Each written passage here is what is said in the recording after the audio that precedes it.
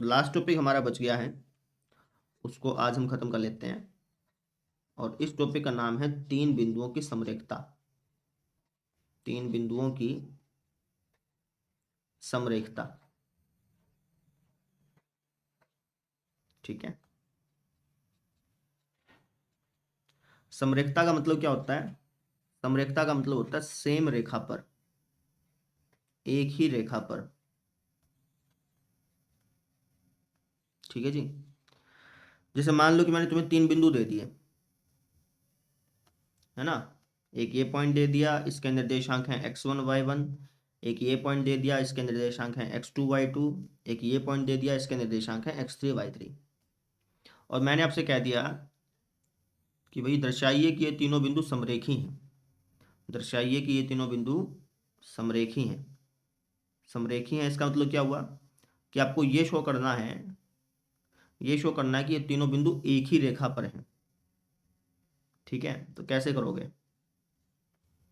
मैंने आपको 3 पॉइंट दे दिए, मैंने आपसे कहा कि ये दर्शाओ ये तीनों के तीनों बिंदु एक ही रेखा पर हैं।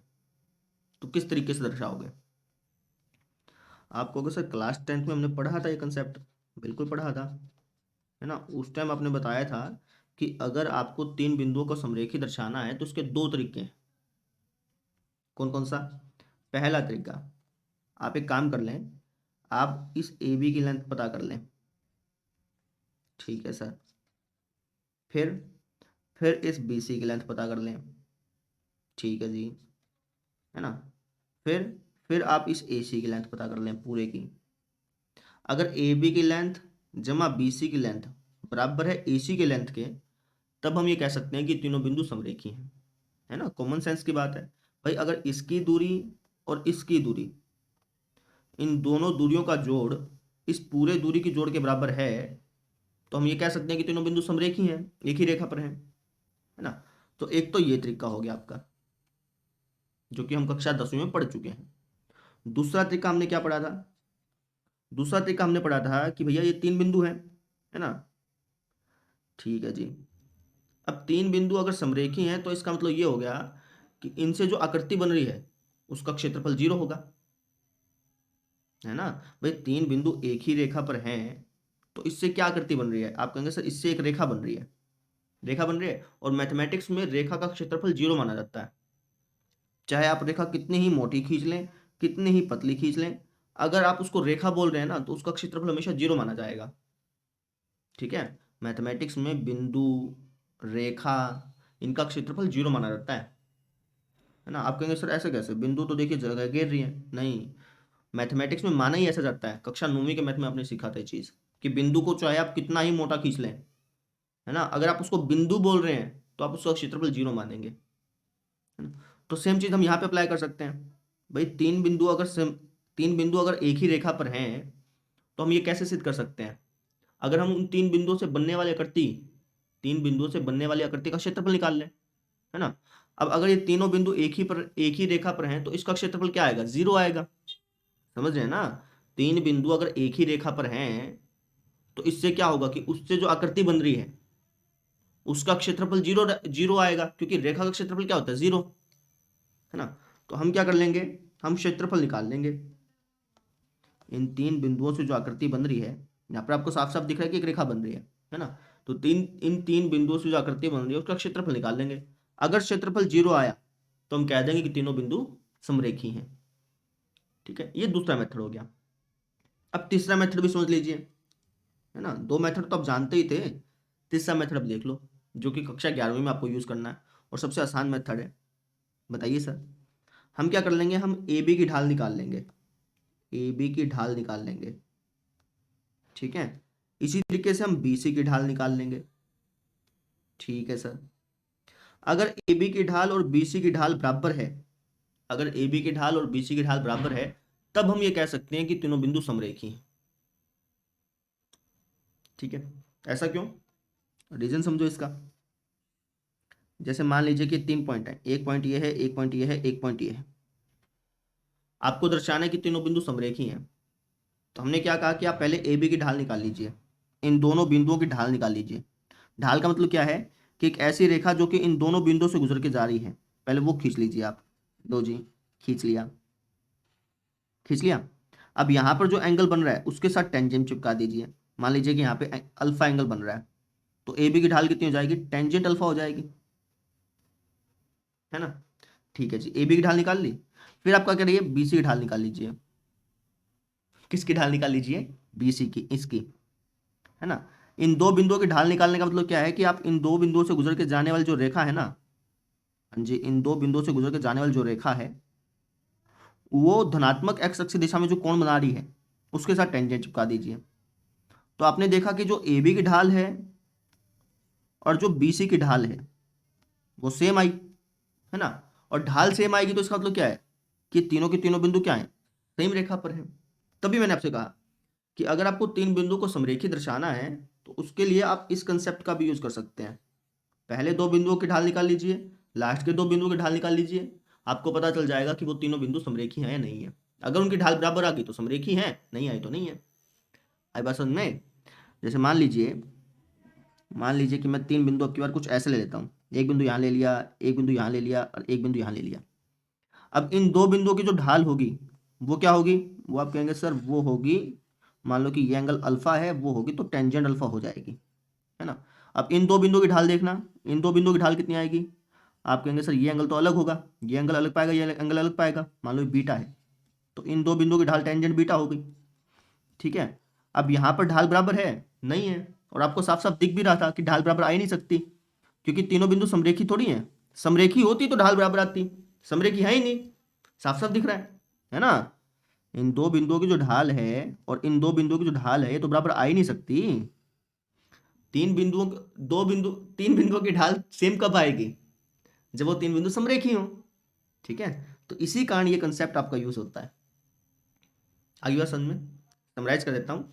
तीन बिंदुओं को अगर आपको एक रेखा पर दर्शाना है, आपको ये दर्शाना है कि तीन बिंदु एक ही रेखा पर हैं, तो उसको दर्शाने के तीन मेथड हैं।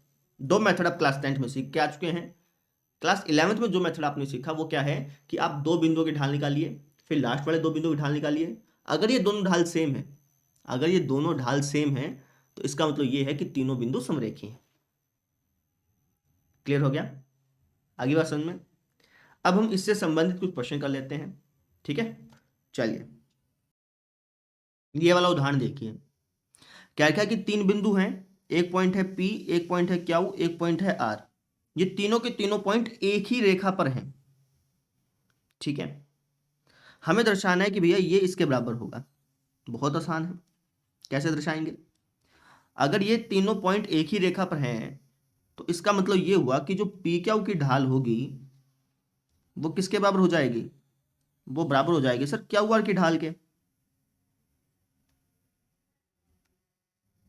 ठीक है, अब आप ये कह सकते हैं सर भाई मैं मान लो कि पी क्यू ना लेकर के कैसे कह दूं कि पी आर की जो ढाल होगी वो क्यू आर की ढाल के बराबर होगी, तो ऐसे गलत होगा, नहीं ऐसे भी ठीक होगा। भाई तीन बिंदु ही लेने हैं ना, तो कैसे ले लो, चाहे आप पहला लास्ट ले लो चाहे दूसरा लास्ट ले लो, आपकी मर्जी है। ठीक है, तो मैंने पी क्यू की ढाल बराबर रख दी क्यू आर की ढाल के। ठीक किया, कोई दिक्कत नहीं सर। अब पी क्यू की ढाल कैसे निकालेंगे, तो y1 माइनस के अपोन में x1 माइनस एच हो जाएगा, बराबर हो जाएगा किसके, क्यू आर की ढाल y2 माइनस y1 अपोन में x2 माइनस x1 हो जाएगा। बिल्कुल जी, अब क्रॉस मल्टीप्लाई कर दीजिए, ये हो जाएगा y1 माइनस के इंटू में x2 माइनस x1 बराबर y2 माइनस y1 इंटू में x1 माइनस एच, है ना। और यही हमें प्रूफ करना होगा। आप कहेंगे सर x2 माइनस x1 तो चाहिए था, है ना, लेकिन इसके साथ तो इन्होंने k माइनस वाई वन लिखा है, आपने तो y1 माइनस के लिखा है, कोई दिक्कत नहीं। कैसे, आप एक काम करिए ना, इसमें से माइनस कॉमन ले लीजिए, यहाँ से माइनस कॉमन लीजिए, क्या हो जाएगा ये k माइनस y1, यहाँ पर सेम का सेम लिख दीजिए। ठीक है, इसी तरीके से इसको भी सेम का सेम लिख दीजिए। यहाँ पर हमने लिखा है x1 माइनस एच, लेकिन जो हमें प्रूफ करना है वहाँ पे है h माइनस x1, तो यहाँ से भी माइनस कॉमन ले लीजिए, है ना। माइनस से माइनस कैंसिल आउट हो गया और जो आपको प्रूफ करना था वो आ गया, हो गया बस। हमें ये दे रखा था कि भैया ये तीनों बिंदु समरेखी हैं, समरेखी हैं तो इसका मतलब इसकी ढाल और इसकी ढाल बराबर होगी, है ना। हमने लिख दिया, क्रॉस मल्टीप्लाई की, सोल्व किया, और जो हमें प्रूफ करना था वो आ गया। क्लियर हुआ? ठीक है, अगला उदाहरण देखते हैं। अब ये उदाहरण देखिए, क्या क्या लिखा है। क्या लिखा है कि आकृति 10.9 में ये आकृति है, इसमें एक रैखिक गति का समय और दूरी का लेखा चित्र है। ठीक है सर, समय और दूरी की दो स्थितियां, जब t बराबर 0 हो तो d बराबर 2 होगा। अच्छा जी, और जब t बराबर 3 हो तो d बराबर 8 होगा। ठीक है, ढाल की संकल्पना का प्रयोग करते हुए गति का नियम ज्ञात कीजिए, यानी कि दूरी समय पर किस प्रकार आश्रित है ये बताना है। ठीक है, मतलब समझिए, यहां पर आपको ग्राफ दे रखा है ना। कोई एक ऑब्जेक्ट है जो कि मूव कर रहा है, चल रहा है ना। तो जब जीरो समय हुआ, जब टाइम जीरो हुआ, तब वो 2 इकाई चल चुका था। ठीक है, जब मतलब आप ऐसे समझो कि हमने काउंट करना भी स्टार्ट नहीं किया था, तब वो 2 इकाई पर था, है ना। अच्छा जी, जब समय 3 हुआ, तब वो ऑब्जेक्ट 8 इकाई चल चुका था। आप ऐसे समझिए कि 0 घंटे में वो 2 सेंटीमीटर चल गया, ऐसे समझ लो, है ना। 3 घंटे में वो 8 सेंटीमीटर चल गया। तो हमें ये बताना है कि टी घंटे में वो कितनी डिस्टेंस कवर करेगा। कैसे बताएंगे? सिंपल है, यहां पर एक सरल रेखा बन रही है ना। आप क्या करिए, इसकी ढाल निकाल लीजिए सबसे पहले, है ना। फिर आप इसकी ढाल निकाल लीजिए। अगर इसकी ढाल और इसकी ढाल बराबर, अगर ये तीनों बिंदु समरेखी हैं तो इसका मतलब इसकी ढाल और इसकी ढाल बराबर होगी। वहां से हमें टी और डी में रिलेशन मालूम चल जाएगा, संबंध मालूम चल जाएगा कि भैया किस तरीके से दूरी और समय एक दूसरे पर आश्रित हैं, वो मालूम चल जाएगा, संबंध आ जाएगा उसका। कैसे? देखिए, सबसे पहले अब क्या करेंगे, इन दो बिंदुओं की ढाल ज्ञात करेंगे। क्या हो जाएगा ये हो जाएगा सर 8-2 बराबर। फिर आप इन दो बिंदुओं की ढाल ज्ञात कर लीजिए। ये क्या हो जाएगा, d-8 अपॉन में t-3।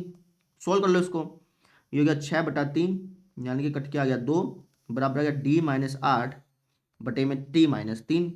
इसको यहाँ पे ले जाओ, ये 2t-6 बराबर d-8, है ना। अब एक काम करिए, -8 को इस तरफ ले आइए। जब -8 को इस तरफ लाएंगे तो ये हो जाएगा 2t-6 प्लस का 8 बराबर d। सोल्व कर लीजिए, ये हो जाएगा आपका 2t प्लस का 2 बराबर d। आगे आपके पास संबंध है ना। हमें क्या करना था, हमें दूरी और समय में एक संबंध बताना था। संबंध कैसे? एक इक्वेशन बना के देनी थी आपको, है ना। एक इक्वेशन बना के देनी थी जो कि इस रेखा पर आने वाले हर एक बिंदु को सेटिस्फाई कर पाए, जो कि हमने बना के दे दी। आप खुद चेक भी कर सकते हैं।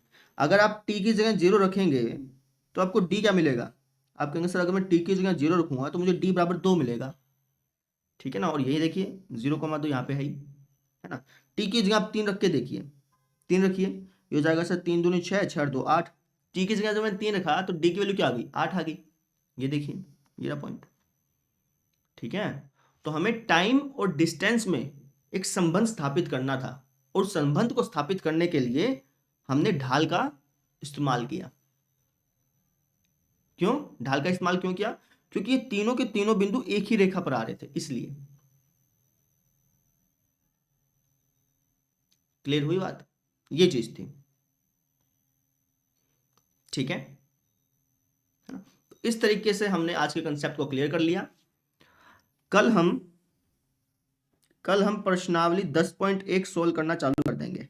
ठीक है, कोशिश करूंगा कि एक ही वीडियो लेक्चर में आपको ये पूरी एक्सरसाइज दे दूं, है ना। तो कल मिलते हैं फिर। और आप क्या करिएगा, इस प्रश्नावली के क्वेश्चन को खुद लगाने की कोशिश कीजिएगा, बिना देखे। ठीक है, बिना देखे खुद लगाने की कोशिश कीजिएगा। कैसे भी लगाइएगा, ऐसा नहीं कि प्रॉपर भाषा लिख के लगाना है, नहीं, कैसे लगाइए आप, बस इनके क्वेश्चंस लगाने की कोशिश कीजिएगा। सारे क्वेश्चन आराम से निकल जाएंगे, 14 के 14 क्वेश्चन। कोई क्वेश्चन ना निकले तो फिर जो मैं कल वीडियो कर बनाऊंगा उसमें आप देख लेना, लेकिन पहले खुद ट्राई करना। एक बार ना निकले 2 बार ट्राई करना, 3 बार ट्राई करना, लेकिन खुद ट्राई करना। ठीक है, कल मिलते हैं फिर। और लास्ट बात रह गई, अगर आप में से कोई बच्चा IIT JEE की प्रिपरेशन करना चाहता है तो वो हमारे कोर्स से जुड़ सकता है। IIT JEE और NCERT की वीडियोस अलग अलग होती हैं, ठीक है ना। आप ये मत सोचिएगा कि जो यहाँ पे पढ़ा रहे हैं वो वहाँ पे पढ़ाएंगे, नहीं, ऐसे पढ़ाएंगे तो आपका सिलेक्शन भी नहीं होगा, ठीक है ना। वहाँ पे हम एक स्टडी मेथड फॉलो करते हैं एलन का। तो अगर आप में से कोई बच्चा IIT JEE की प्रिपरेशन कर रहा है तो हमारा कोर्स बाय कर सकता है, उसका लिंक आपको कमेंट सेक्शन में मिल जाएगा, ठीक है। Thank you.